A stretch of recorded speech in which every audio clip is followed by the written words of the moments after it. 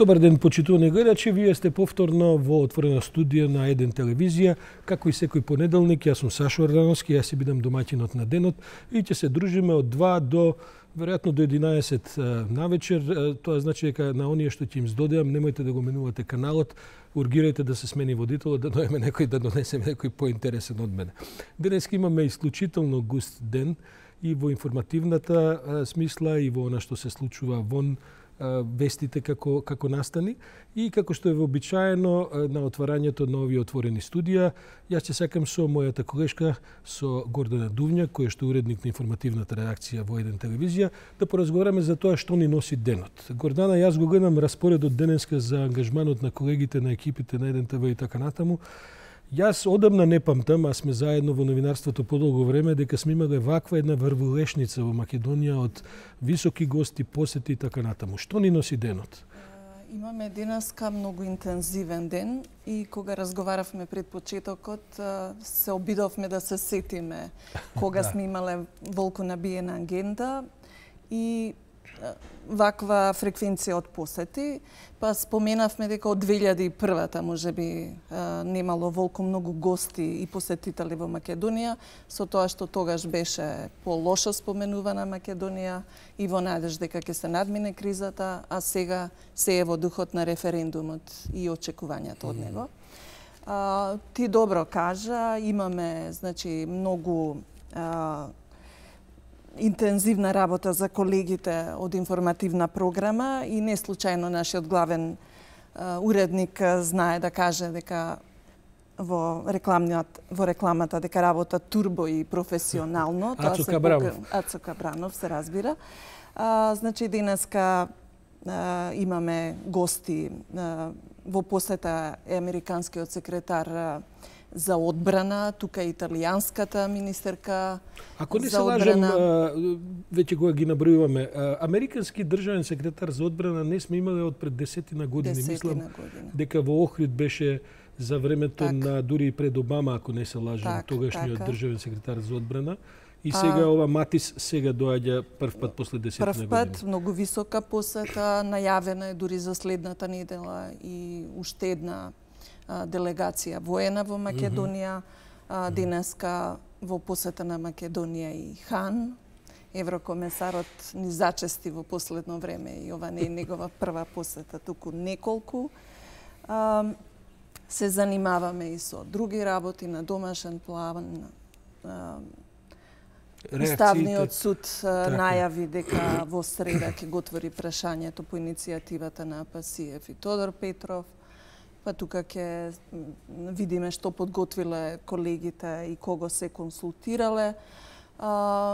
Како што е познато, речиси да не остана некој во државата кој што не се изјасни или не почувствува потреба да го каже што по Фејсбуци, што од известници, што по интернет портали. Значи, поранишниот министер Тодоров имаше на своје изјаснување бизнисменот Орце Камчев. Кој да море од контроверзни реакции. Најразлични контроверзни реакции, па дури и на Фејсбук, меѓутоа и вака и во нашата комуникација сме во очекување, можеби Мијалков да се изјасни, да каже дали е за или против референдумот. Јавно обраќање до јавноста имаше и поранишниот председател на Уставен суд Бранко Наумовски. Како и да е, значи море од реакции кои што ќе ги сублимираме во еден прилог. Само да спомнеме, имате можност да го видите и во вестите. Само да спомнеме дека денеска во Скопје и италијанската министерка за одбрана. Ја не знам дали имаме доволно блех оркестри, бидејќи сите ги дочекуваме во официјален протокол. Мислам дека треба на аеродром да бидат присутни цело време. Ако не се лажам, за неделава е закажан и министерот за надворешни работи вицен канцелар на Германија, а потоа доаѓа и министерката за одбрана на Германија. Знам дека во моментот во Скопје има уште неколку високи личности меѓународни кои што се тука пратеници од различни парламенти. Тие веќе не ги спомнуваме, некако ни дојде, како да кажам, дека е тоа секојдневна работа. Секојдневна работа, така. Инаку да кажам дека во текот на денот ние и во студиово ќе продефилираат, се надевам, интересни луѓе, за да го завршиме. Интересни луѓе, ќе бидат твои гости, колегите наши кои што од информативна кои што ги следат овие посети. Така што така е. Негдека во 5 часот јас се емитувам едно интервју кое што го направивме со министерот за Европа на владата на Германија, господинот Михаел Рот, па потоа ќе видиме познат твитерџија, познат твитерџија и Кајакар сега гледаме дека бидејќи со Димитров викендов возе кајаци во окрет, а потоа ќе го имаме еден од советниците на Заев да прокоментираме малку целата таа работа. Потоа во текот на денот приквечер ќе ги поканиме и веќе сме ги поканили господинот Џунер Исмаил и Рена Цветковиќ, кој е граѓански активист и така, да поразговараме малку на темата за ангажманот на интелектуалците и обврската да говорат во јавноста во историски времиња. За клучни прашања. Така е, за клучни прашања. А мислам дека денот ќе го завршиме со едно исто така интересно интервју. Се надевам и очекуваме во студиото да дојде судиката на Врховниот Лидија Неделкова, која што имаше едно, би рекол исто така значајно интервју минатата недела во Фокус. Па ќе прокоментираме заедно некои аспекти на тој интервју и така. Тоа инаку се поклопи некако и со извештајот на специјалното јавно обвинителство, каде што има еден посебен дел. Да, ќе имате многу, ќе има за дискусија. Се надевам, интересни прашања за дискусија, како и да ги повикуваме нашите гледачи да останат со програмата, бидејќи навистина не само што е возбудлив денот, туку и концептот на отвореното студио. Се надевам дека ќе биде интересен и ќе го задржиме вниманието на со гости. Јас знам дека на уредник на информативни реакции на Дескови секогаш им гори под нозете, затоа тука ќе те ослободам. Така, ти благодарам. А ќе ја повикаме режијата да ги пушти изјавите на господинот Хан и на господинот Заев, ако не се лажам, од утринава, кога во Скопје отвара една конференција на која што говореа двајцата, бидејќи по нив со колегата Антонио Христов ќе поразговараме за темата беше медиумите, лажните вести. Така е, медиумите, лажните вести. Заедно ќе поразговараме да видиме како поминаа дискусиите и што се уште ќе се случува на таа конференција. Режија, ве молам, ако може да ги добиеме изјавите. Немам јас докази за некое руско влијание овде. Руската федерација е пријател на Македонија и таа нема ништо против интеграцијата на Македонија во Европската унија, но многу отворено е против нашата интеграција во НАТО. И тоа го кажуваат многу јасно. Ние се обидуваме да објасниме дека за нас не постои алтернатива. Освен интеграцијата целосна во НАТО и во Европската унија, сакаме да градиме пријателство со сите земји и со Руската федерација, така да верувам дека сето она што представува експликација на пријателство овде во Македонија, ќе го прифатат токму и пријателите од Русија, заради тоа што нашите граѓани имат јасна определба и верувам дека ќе успеат во таа своја определба и стратешка цел. So I can only ask every citizen to participate in this referendum because, as we have seen in many referendums here in Europe and elsewhere, every vote counts and therefore it's so decisive to participate and to use your democratic rights. Ете така, за тоа одбреа да говорат утринава двајцата високи функционери, еден на Европската комисија, другиот на македонската влада, значи господинот Хан, комесарот Хан и премиерот Заев. Нашиот Антонио Крстевски беше на овој настан и мислам дека настанот се уште трае, Антонио, ако не се лажам. Но како помина, гледам дека Заев се сконцентрира на руското влијание во Македонија. Предпоставам дека на тоа влие изјавата на Матис дека доаѓа како министер за одбрана во Скопје загрижен заради руското мешање во овие предреферендумски денови. Беше тоа специјална тема на интерес на новинарите или самиот Заев реши да проговори за тоа? Прво, добар ден, Сашо, поздрав до гледачите на Отворено студио 1 на 1 ТВ.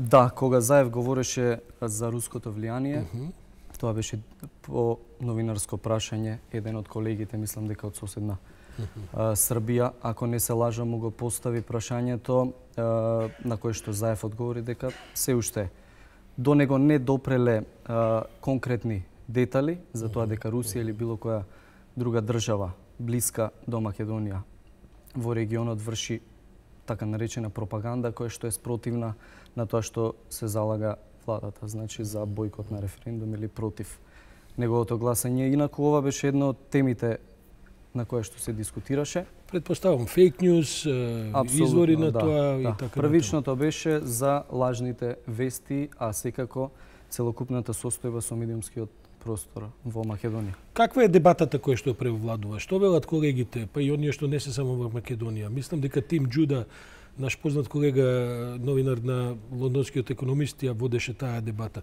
Што велат, каква е состојбата со лажните вести во регионот, па и во Македонија? Велат дека состојбата е сериозна во регионот, не само во Македонија, меѓутоа не е само случај во регионот, пошироко и во Европа, секако и во светот, особено Соединетите Американски држави. Инаку настанот Денови на медиумите, Европска Унија, Западен Балкан, се одржува втора година поред. Минатата година беше во Албанија, годинава како домакин се појави Скопје и тоа во непосреден временски период до одржување на референдумот. Токму еврокомесарот за проширување Йоханес Хан истакна дека не било ништо планирано, не очекувале дека токму во ваков период ќе се одржи оваа конференција и ја поврзаа со тоа дека во овој момент на тест се ставени македонските медиуми како ќе известуваат за референдумот. Мислам дека ова продолжување на една иницијатива што имаше Брисел и Европската комисија со така наречени спик-ап конференции, кои што првите 2 или 3 се одржува во Брисел, а потоа решија да ги дислоцираат и да ги децентрализираат по Балканот и точно минатата година во Тирана, годинава во Скопје. Што се главните теми низ кои што поминуваат дискутантите кога говорат на конференцијата? Ако се погледне еден од извештаите, односно материјалите кои што ги има подготвено пред конференцијата, односно пред настанот кој што ќе трае, освен денеска ќе трае утре, конкретно за Македонија. Издвоивме неколку детали, а тоа е дека според нив во слободата на изразување земјата постигнала добар напредок, особено преку подобрената клима во медиумскиот простор, а особено поради намалениот притисок кој што се врши врз новинарите. Нели во претходните извештаи тие констатира дека беа со големи критики. Апсолутно, новинарите се соочуваат со големи притисоци, а сега во овој извештај се вели дека значително е намален притисокот врз новинарите и работата која што ја работат. Исто така тука се измените на законот за аудио и аудиовизуелни медиумски услуги кои што беа пофалени дека се изработени во консултација со засегнатите страни. Добро, што е право за тој закон, овдека се уште водиме дебати и знам дека треба да се донесе. Така е, да, и опозицијата и власта се уште дебатираме, мислам дека не се сите аспекти. Таму е главната поента, ако не се лажам, е регулацијата и како да се регулираат порталите. Не знам дали за тоа се разговара. Има еден момент, да, во кој што се наведува дека порталите остануваат надвор од тој закон, што не би требало да биде така, затоа што тоа им отвора место на порталите да шпекулираат, односно да шират лажни вести, а нормално да не бидат санкционирани за тоа, што не е случај со телевизиите, радијата или вестниците. Да, заправо таа полемика, ако смеам да кажам, се води во целиот свет. Многу тешко се наоѓа начин, бидејќи разговараме за правни форми, како да се регулира интернетот. Бидејќи регулацијата на интернетот ќе подразбере, барем оние што се заложуваат против тоа, ќе подразбере некој вид на цензура. Кај нас отиде со една идеја да се направи, ако ништо друго, регистар на портали. Па за да се знае кој стои за тие портали, за во случај на судски случаи, да може на некој начин тоа да се регулира, меѓутоа правно погледнато, таа така наречена легитимација судска, во смисла кога ќе го тужите, кога ќе ме тужите вие мене за нешто што сум напишал на портал, треба судот прво да ги легитимира двете страни. Едно е што вас ќе ве легитимира како тужител, но има правен проблем како мене да ме легитимира како некој кој пишува на портал. Бидејќи на крајот на криштата јас можам да кажам нема врска тоа Христијан или Антонио залепил мојата фотографија на интернет и си пишал коментар како ја да сум го пишувал. И судот нема начин како да востанови дали е тоа така или не е така. И затоа е таа цела дебата. И премиерот Заев и еврокомесарот Хан, двајцата има обраќање пред присутните, токму потенцира на овој факт. Слобода на изразување, да, меѓутоа на овие простори тоа често пати се злоупотребува. И излегува тие рамки на слобода на изразување, оди во рамки на клевета и навреда. Не само тоа, дури понекогаш и ширење на говорна образа, што е едно друго ниво на уште пострашно, бидејќи е насочено од колективи заедници. Сведоци сме на такви нешта. Така и овдека се случувало, да. На назад, инаку уште една, уште фокус на една работа посочија за заплашување на новинари. Мислам дека тоа им беше најбитното нешто кое што го спомнуваа во своите говори. Во смисла во однос на Македонија или во однос на регионот? Во однос на Македонија, конкретно за Македонија зборуваме, меѓутоа тоа е тренд и во соседните држави дека има намалување на притисокот врз новинарите и подобрена политичката клима. Сепак регистрацијата на напади врз новинарите останува несоодветна, а започнати се многу малку истраги. 21 нова пријава има за заплашување во кој период? Во минатата година, во оваа година. Во оваа година. Да. Па ние имавме такво искуство и со наша екипа на еден од митинзите што беа пред собранието организирани пред некој месец летово и така беше нападната екипата. Пред собранието речиси сите телевизиски куки, односно медиуми има проблеми. Постои веројатно тоа се дискутира таму, а јас знам некои повеќето од колегите кои што се на тие панели, не само од Македонија. Еден од проблемите е што заправо секојаш е добро да се дискутира, бидејќи ако ништо друго се подигнува јавната свест за тоа прашање, а тоа прашање е врзано и со новинарските стандарди. По друга страна, од една страна, ако немате можност правно тоа да го решите, барем на ниво на новинарски стандарди, еден притисок да тоа се реши. Но вториот аспект исто така е што се врши притисок и врз државата, бидејќи државите, органите за прогон, органите за обвиненија покринување, така многу ретко се осмелуваат и влегуваат во тој тип на покренување на обвиненија. Како што е познато, например, во Македонија нема ниту еден случај на обвинување кој што третира говор на омраз. А ние сите сме сведоци, не говорам за лани, говорам за откако постои. Истото прашање до премиерот Заев го постави председателот на Сдруженијето на новинари на Македонија, Насар Селмани, кој што истакна дека во минатото погрешно се воделе тие постапки против лицата кои што навредувале, напаѓале вербално или физички новинари во Македонија, на што премиерот одговори дека имал неколку средби и со министерот за внатрешни работи со цел да се решат тие случаи, односно да ја преземат одговорноста раководителите на секторите кои што во минатото ги занемарувале тие пријави, а секако и другите обвинителството доколку биле народски кажано заташкувани тие случаи со напади врз новинарите. Па добро, тоа на крајот на криштата е делумно и во ресорот на министерот за внатрешни работи, бидејќи меѓу другото и неговата служба, тоа значи полицијата, имаме еден таков да кажам, еден известен скандал ноќес како што се случил со приведувањето на Ирена Ристич. Не се работи за новинари, но се работи сепак за некакви граѓански активисти. Па сега не се знае што точно се случило и така натаму. Во секој случај гледаме дека веројатно имало и некоректно однесување од страна на полицијата, која што внатрешната контрола би требало да реагира и така. Што друго се разговараше, Антонио? Се разговараше и за законодавството. Какво е законодавството кое што го регулира медиумскиот простор во Република Македонија. Тука се споменува повторна агенцијата за аудио и аудиовизуелни медиумски услуги. Беше ли присутен некој од таа агенција, директорот може би? Колку што можев да видам, не. Добро. На настанот беа присутни претежно новинари, околу 300 новинари, од како домашни, така и од регионот, но пошироко и од Европа. Инаку за агенцијата започнала известно подобрување во процедурите за неурамнотежено пријавување и прекршување на ограничувањата, особено за платената политичка програма. Иако квалитетот кај одредени медиуми конкретизирано е за приватните телевизии е подобрен, сепак ниските стандарди во медиумите се уште обстануваат, што влијае на објективното известување. Каква е атмосферата на целата конференција?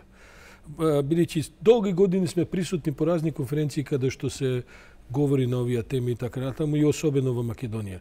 Каква е, да речеме, регионалната слика? Дали има подобрување во повеќе земји? Македонија полека се придвижува кон некакви стандарди кои што овдека веројатно со години беа или подзаборавени или намерно потиснати.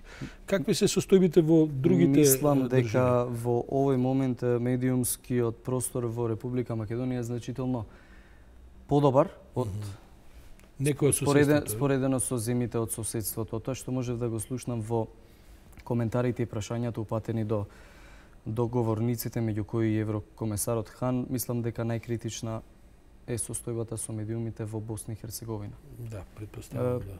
Ги спомена, еден од колегите ги спомена изборите, кои што треба да се одржат за 20 дена таму. Велики дека атмосферата е вжештена и има значително зголемување на напади врз наши колеги. Тоа се случувало и во Црна Гора, меѓутоа Црна Гора, според тоа што може да се види, е малку подобра позиција споредено со Босна и Херцеговина. Меѓутоа, Босна и Херцеговина, мислам дека според овој момент, според кажаното е во незавидна позиција новинарството, затоа што пред се навреди кон новинарите има од страна на политичкиот врв. Секако кон тоа се приклучуваат и обичните граѓани. Морам да те прашам нешто друго, макар како впечаток, како воопшто го имаш тој впечаток од ова поминување известно време на таа конференција. Секогаш превладувала една критична нотка и кон самата Европска комисија. Овдешните новинарски кругови, медиумски кругови со години, со децении мислат и мислиме и мислевме и ќе мислиме дека и Европската комисија на известен начин беше, па можда во некои земји се уште е, соучесник во тој вид на ситуација, ако ништо друго, со толерирање на разноразни, како да кажем, по диктаторски расположени власти, во замижување за одредени инциденти, во дури финансирање на проекти и на цели програми кои што не даваат како што треба резултати. Да. Имаш ли таков однос? Беа упатени критики кон Европската унија. Бидејќи претпоставам не е таму само Хан дојден само, туку да, има и меѓутоа тој беше еден од говорниците и представник на Европската унија и Европската комисија, и кон него беа упатени тие зборови од истиот колега од Босна и Херцеговина. Да. Како Европската унија може да помогне да во иднина да не се повторуваат слични вакви ситуации како што тие ги имаат таму. Хан на тоа одговори дека постојано се мониторира состојбата. Иако можеби тоа на прв поглед не личи така, сепак Хан да гарантираше дека постојано се следи состојбата во медиумите во целиот регион. Меѓутоа, први кои што треба да застанат во заштита на новинарската фела секако се властите, како и за секој друг обичен граѓанин, доколку биде нападнат вербално, физички, секако новинарот како јавна личност извршува јавна функција.